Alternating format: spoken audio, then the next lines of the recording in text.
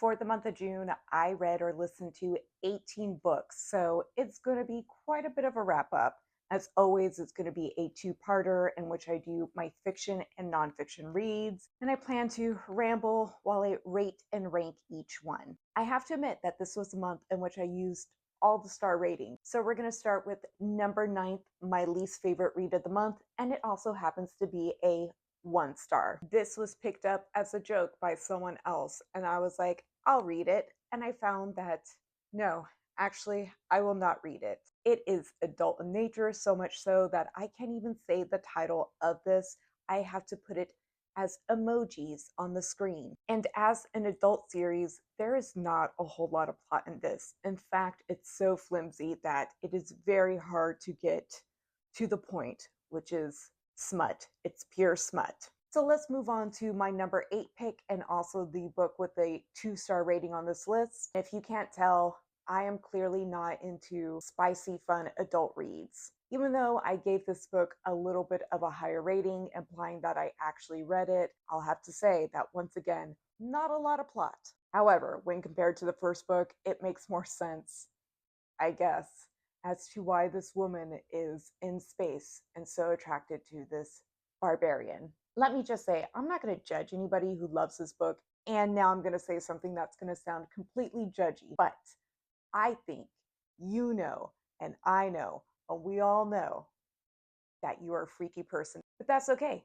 You do you. Moving on to my number 7 pick and also the books that I would give 3-star ratings to. This is volume 29 of The Walking Dead. I only have about 3 more left and I'm so close to the end. My number 6 pick is also going to go to one of my reading goals, which is finishing a series that I have started. This is the second book in a duology, and while I'm glad I finished it and I knocked out that reading goal, it wasn't the better book of the two. My number 5 pick for the month is going to be Valley Verified. This was the first read that I had for the month of June, and I still love it. Speaking of books that I still love and a series that has not disappointed me, we have the third book in the Foiled Stars. This is an indie author that I discovered on Book Talk. And even though I'm not into Dragon Ball Z, I'm definitely into this. My number 3 pick for the month is going to be an ARC read from another Book Talk indie author that I absolutely love and adore. We have The Final Diadem.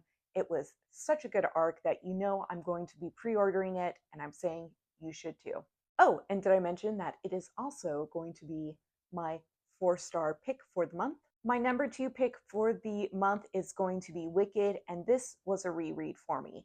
Now, since I don't have a video on it, I'm going to do a little bit more of the ramble on this one and why I gave it 5 stars. This was a book that I originally read way back when, I would say maybe even 15, 20 years ago, if I understand time, publishing dates, and my own aging process correctly. From what I recall, the original series was amazing, but is different in tone from the actual musical and movie that it has since been adapted into. But all the elements are still there. We have a lot of character development with the Wicked Witch, and the world building really fleshes out the story that we get from the movie, the original text, and also what the author was clearly trying to do when it comes to nature versus nurture and the label of evil or unwanted within society. So as a reread, as a listen, I thoroughly enjoyed it.